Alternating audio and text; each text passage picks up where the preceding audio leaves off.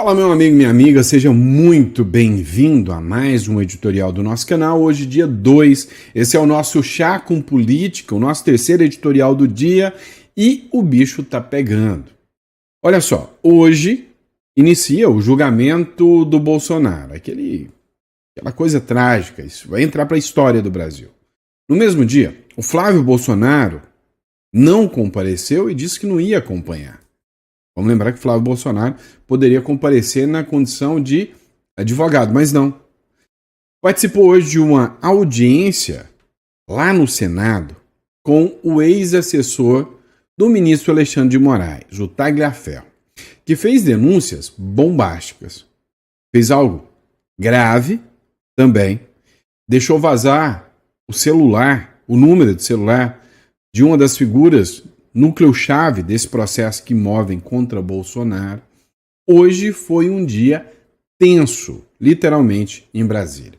Ontem teve ordem de prisão para um monte de gente, ou seja, Brasília está pegando fogo. E eu vou explicar tudo isso aqui para vocês. Então, antes de mais nada, não esqueça de se inscrever no canal, curtir, compartilhar. É sempre importante ter você aqui conosco, tá bom? Bora para cima? Vamos começar entendendo tudo que está acontecendo? Vamos lá. Vamos lembrar que hoje... Já comecei errando. Vamos lá. Vamos lembrar que hoje tinha, o julgamento do Bolsonaro. Então, os filhos do Bolsonaro fizeram uma vigília e oração em prol do Bolsonaro. Matéria do G1, da Globo. O julgamento de Bolsonaro e aliados. O julgamento da trama golpista iniciou no Supremo Tribunal Federal na manhã desta terça-feira, em Brasília. Tem segurança reforçada e com drones e câmeras térmicas, inclusive, para averiguar tudo que está acontecendo. Na noite de segunda, Carlos Bolsonaro e Jair Renan Bolsonaro e outros apoiadores do ex-presidente fizeram uma vigília no condomínio, onde ele cumpre a prisão domiciliar. O ex-presidente vive no condomínio Solar de Brasília, localizado no Jardim Botânico, e os filhos do Bolsonaro foram para lá, justamente, para participar de uma vigília, e ficaram a noite inteira orando, para que possa vir uma providência divina. Porque aqui é só providência divina para resolver o problema do Bolsonaro. Todo mundo sabe que as sentenças estão prontas. Não vai ter nada que possa mudar o roteiro da trama golpista, como eles dizem. Ou seja, do julgamento desse tribunal de exceção.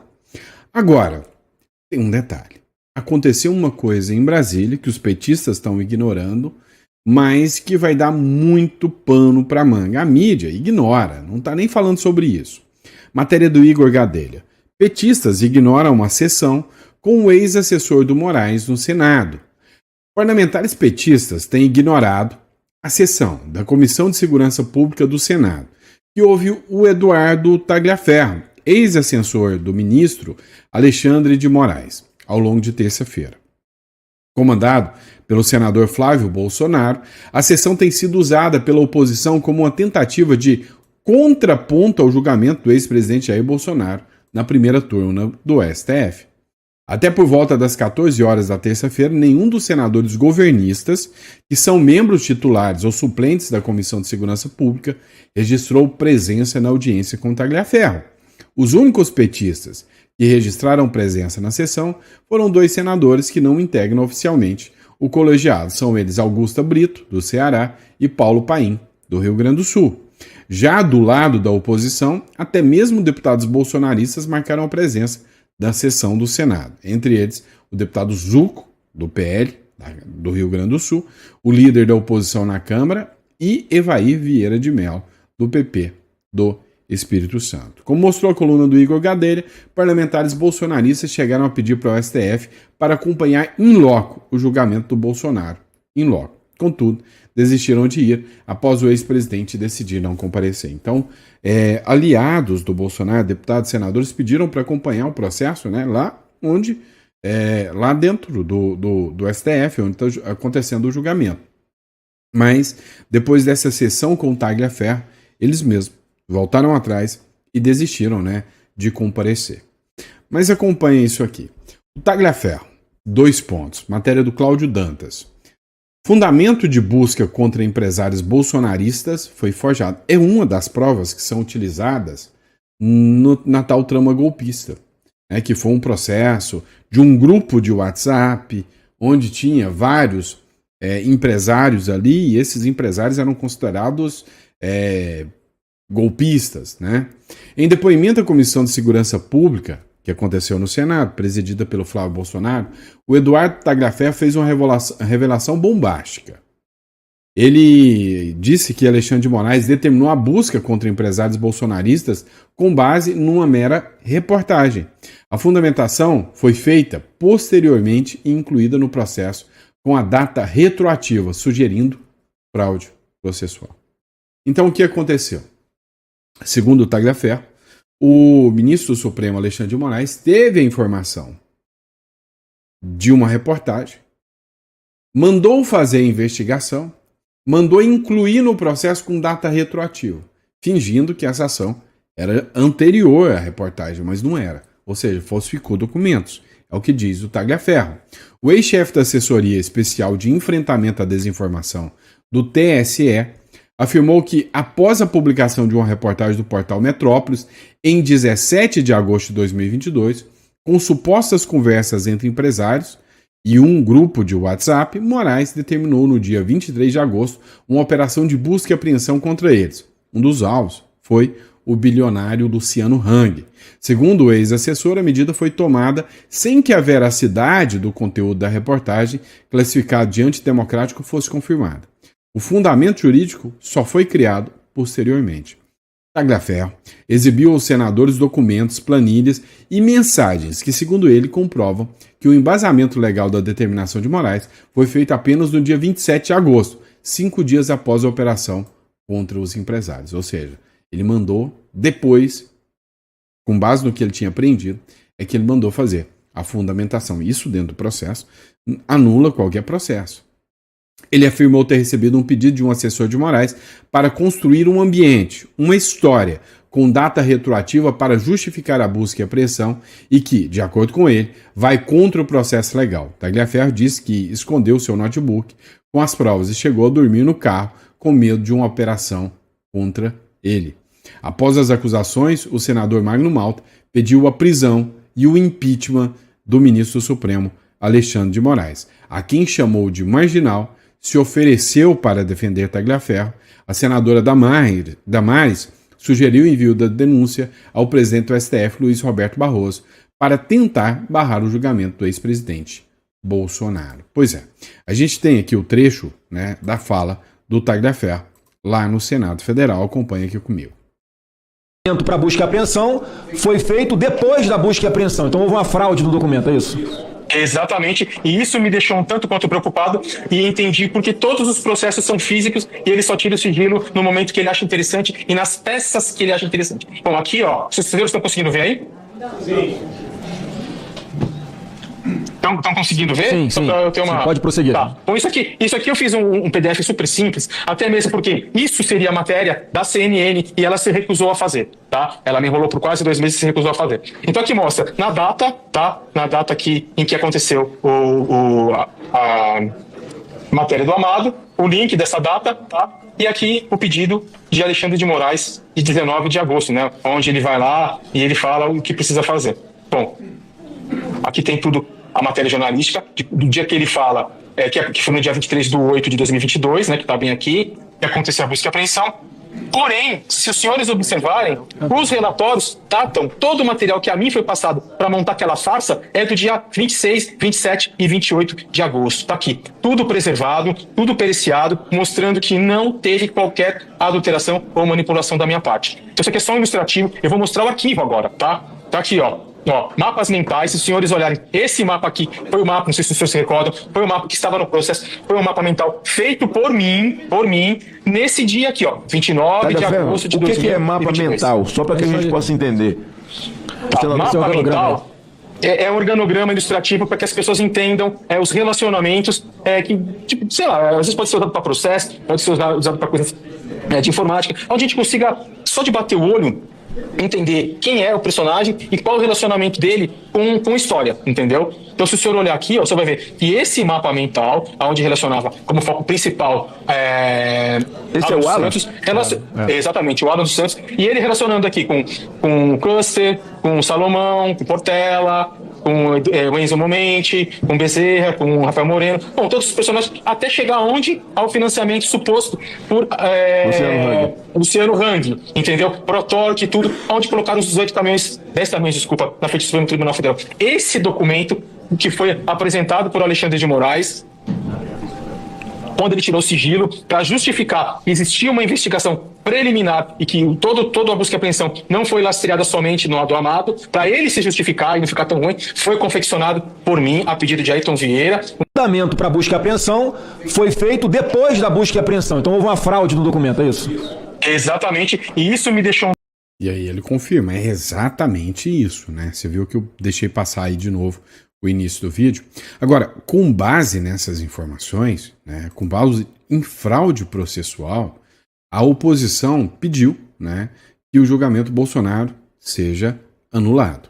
Olha só, o Coronel Zucco, ele apresentou o seguinte: é grave, compartilhem, o julgamento de Bolsonaro tem que parar agora. E aí, ele postou este vídeo aqui, né, nas suas redes sociais. Sugiro a Vossa Excelência, de forma emergencial, que a gente chame não só uma coletiva de imprensa, mas temos juristas capacitados para montar uma peça, entregar em mãos ao ministro André Mendonça, que hoje é um relator. Nós podemos hoje mostrar para o Brasil os crimes que estão sendo cometidos. Isto é gravíssimo, nós temos essa ferramenta, o ministro André Mendonça com certeza irá receber essa peça jurídica, porque essas comprovações hoje fazem com que esse julgamento pare. Esse julgamento não pode continuar. Nós temos que mostrar para o Brasil e para o mundo as provas materializadas do modus operandi de um gabinete paralelo.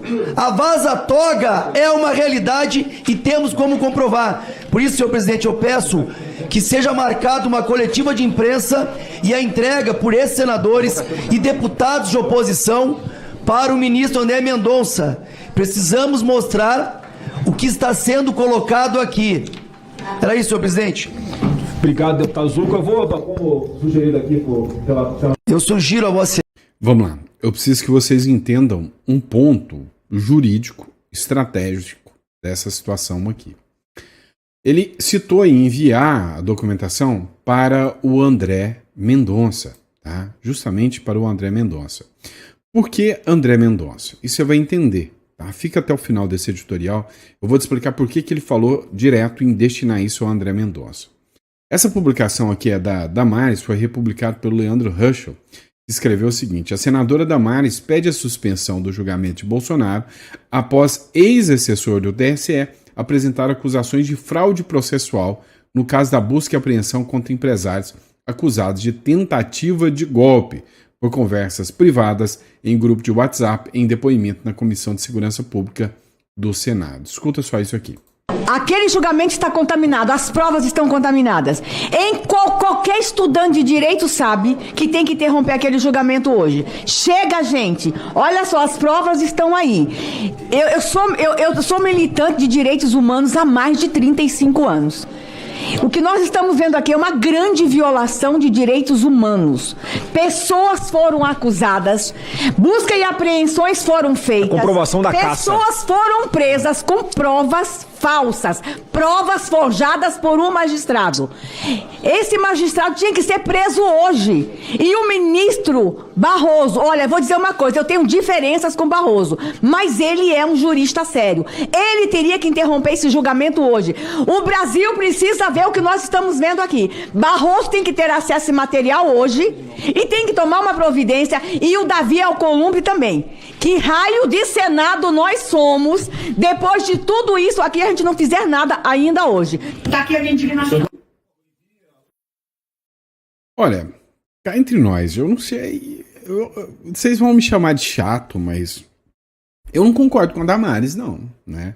Do ponto de que vão tomar providência, que o Barroso vai tomar alguma providência, eu cá entre nós não acredito muito nisso, não. O Zé Trovão também publicou, né, um trecho aqui da matéria dizendo, ó, bomba, Tagliaferro entrega tudo e pede suspensão do processo de Bolsonaro. Escuta só. Lembrando que, segundo a matéria, né, do jornalista Dantas, foi feito pedido de prisão do Alexandre de Moraes por aquela comissão do Senado. Vamos estar acompanhando isso aí. Pessoal, Tagliaferro acabou de soltar uma bomba, mas uma bomba das maiores do mundo. A gente já imaginava, já tinha convicção de que todo julgamento do Bolsonaro era improcedente, ilegal e cheio de provas arrumadas, criminosas, provas contaminadas. Mas o Tagliaferro acabou de confirmar isso. Presta atenção no vídeo dele aí. E nós estamos indo agora para o Senado, onde juntos entraremos com uma ação para suspensão imediata desse julgamento, porque esse julgamento não pode acontecer. Todas as provas estão contaminadas. Alexandre de Moraes cometeu crimes. É só uma dúvida aqui. Esses pedidos informais aí, fora do processo, senhor Tagliaferro, havia pedidos também para incluir parlamentares nessas investigações? Olha, o que, assim, eu não sei te precisar ou falar muito bem sobre isso, porque já tem um tempo. Eu sei que a família Bolsonaro era foco de observação dele, Alan dos Santos, Constantino, Figueiredo, Zambelli, Zé Trovão. Olha, eu vou dizer uma coisa que eu já falei pro Alan dos Santos. A minha vida se tornou um pesadelo. Pois é, mais um absurdo. E aí, teve um momento, né, que o Tagliaferro, eu não vou colocar aqui, óbvio, né, mas o Tagliaferro, ele apresenta as provas e ele mostra um trecho da conversa dele com o Procurador-Geral da República, a PGR. E aí ele mostra na tela, e aí ele apresenta o telefone do Paulo Gonet e deixa vazar o telefone do Paulo Gonet, que viraliza na internet, né, e está viralizando em vários grupos aí, né, o telefone do Paulo Gonet.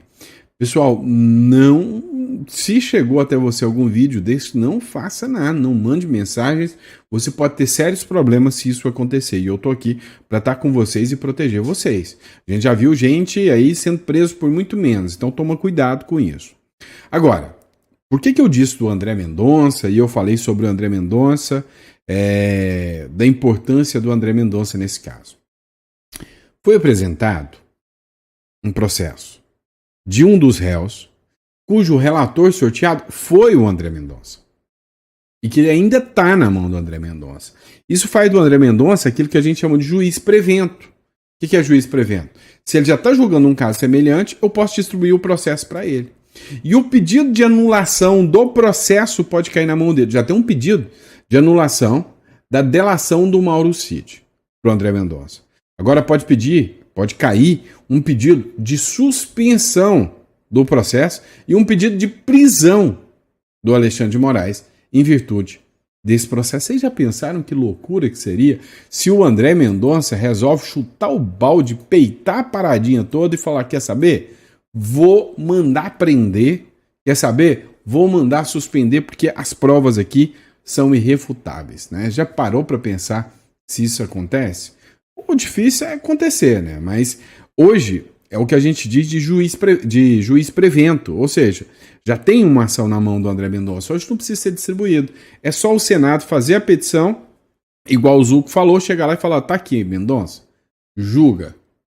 E aí, é só o Mendonça julgar. Mas enfim, tem muito mais coisas, né, pra gente ver sobre esse processo do Bolsonaro. Agora, acompanhando o processo um pouquinho, tem essa matéria da Record, do R7.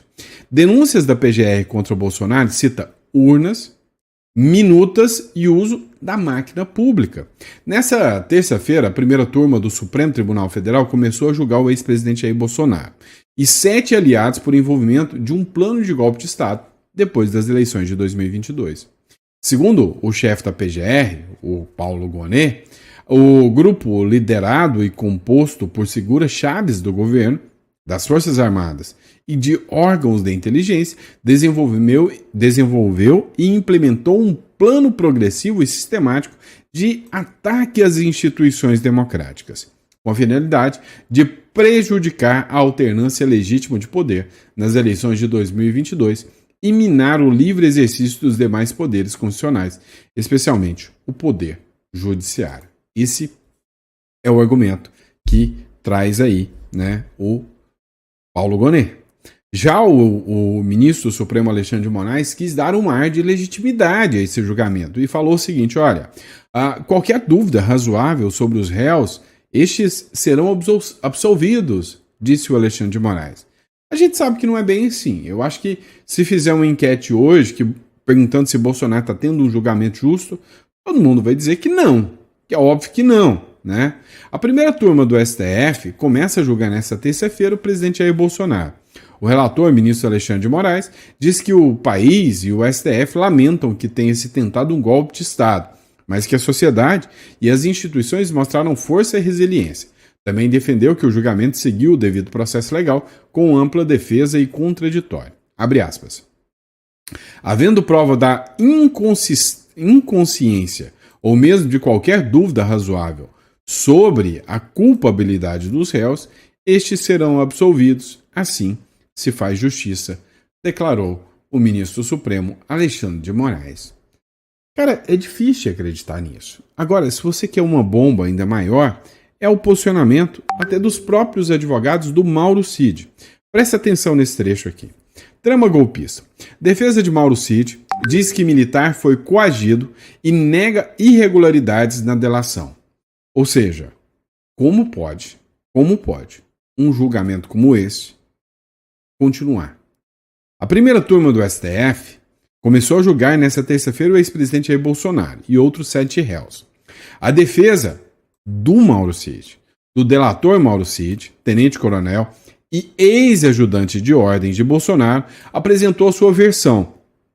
O advogado Jair Alves Pereira reforçou a tese que o militar foi coagido durante o processo, primeiro pela Polícia Federal, depois por Alexandre de Moraes.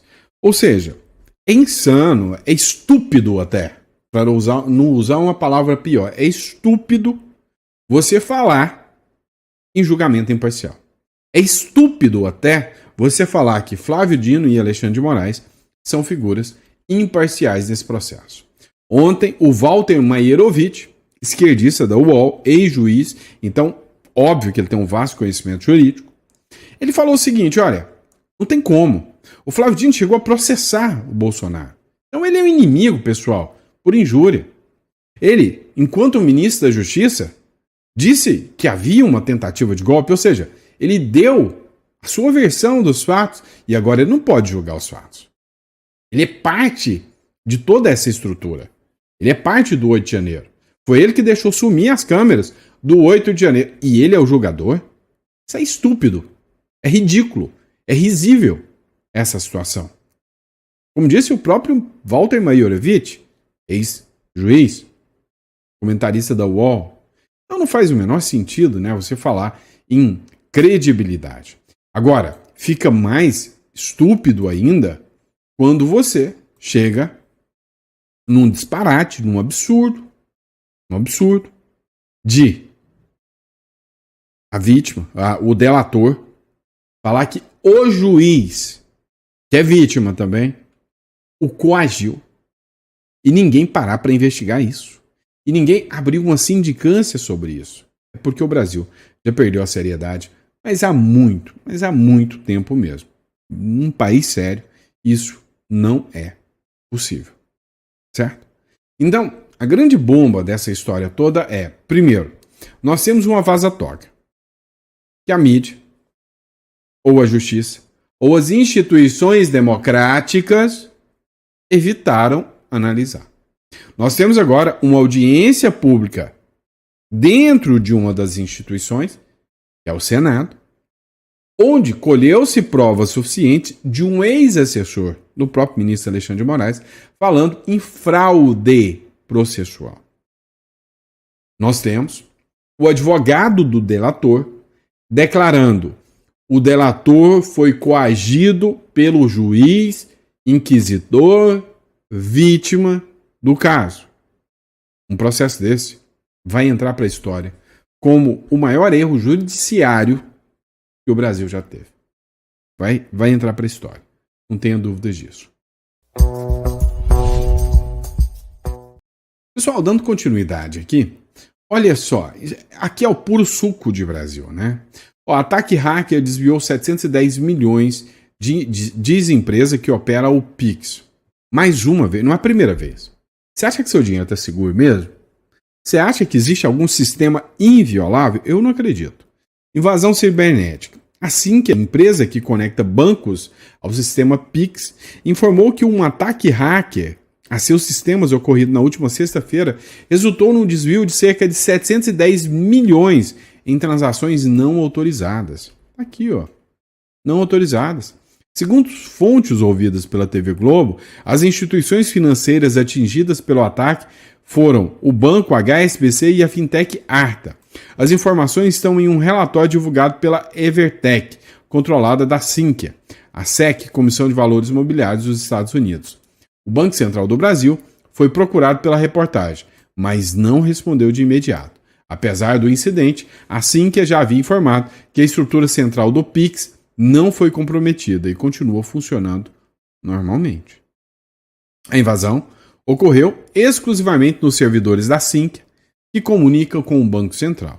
Ao identificar a tentativa de acesso, o Bacen interrompeu a conexão da empresa com a rede do Sistema Financeiro Nacional para evitar que ela servisse como ponto de entrada para outras instituições. Existe esse sistema infalível? Um sistema eletrônico, feito por códigos. Para quem não sabe, eu sou programador, tá? Não sou garoto de programa, não, programador. Eu aprendi a mexer com isso aí, tá? Então, sei programar, principalmente programação web. Cara, não existe sistema que você não consegue, tá? Acessar. Esse sistema, mais cedo ou mais tarde, ele tem uma falha. E aí você acha que um sistema como esse, que movimenta bilhões, você acha que um sistema desse não teria o sistema de proteção mais robusto do mundo? E mesmo o sistema mais robusto do mundo foi invadido? Meu amigo, não é brinquedo não. Brinquedo não. Vamos lá, pessoal. Matéria do Le Monde. Vou fazer um comentário aqui que eu vou deixar vocês pistola comigo, mas vamos lá. COP30 no Brasil. Os preços exorbitantes de moradias em Belém ameaçam comprometer a Conferência do Clima. Muitas delegações e representantes da sociedade civil não conseguem encontrar acomodações na cidade amazônica, que sediará a cúpula de negociações climáticas em novembro. Alguns pediram que o Brasil mude até a cidade sede. Vamos lá. Teve um outro comentário sobre esse caso. Este não é apenas um problema logístico, é uma loucura, é um insulto, disse Juan Carlos Monterrey Gomes, chefe da delegação do Panamá para negociações ambientais. Não escondeu sua raiva e exasperação após uma reunião com a presidência brasileira da COP30, no final de agosto, diz matéria do jornal francês Le Monde sobre a COP30. Duas coisas que a gente consegue extrair dessa matéria. Primeiro, quem toma conta hoje é brutalmente incompetente, irresponsável, não tem competência nem para organizar um evento. É uma vergonha isso que está acontecendo. Esse é o primeiro ponto que a gente extrai disso aqui tudo. O segundo ponto que a gente extrai disso aqui tudo: o brasileiro merece o governo que tem. Porque é o seguinte, o brasileiro que consegue pegar uma diária que costuma cobrar de 170 300 reais lá na COP30 e consegue ter a cara de pau de cobrar 7, 8, 12, 15, 18 mil, é porque é muito mau caráter. É oportunista. É o típico cara que no meio de uma seca, por causa da escassez, sobe o preço do galão para 500 reais. É o típico brasileiro que na hora da solidariedade, igual aconteceu lá no Rio Grande do Sul, que é explorado do outro, do próximo. Então, o brasileiro, de certa forma, merece também o governo que tem. Porque é o tipo de pessoa que faz isso, e isso não é livre mercado, isso não é oferta e demanda. Isso é abuso, é absurdo, é ilegalidade. né? É explorar do próximo. Precisa daquilo? Não, vou colocar um preço absurdo, estrondoso. Esse é um mal do brasileiro. É um mal do caramba que me faz pensar, né? Sem sombra de dúvidas, que o brasileiro merece o governo que tem. Tá bom? E é isso, pessoal. Espero que vocês tenham gostado do nosso editorial. Muito obrigado pela confiança, pela credibilidade. A gente volta daqui a pouco com mais um editorial, para a gente poder bater papo com vocês. Grande abraço.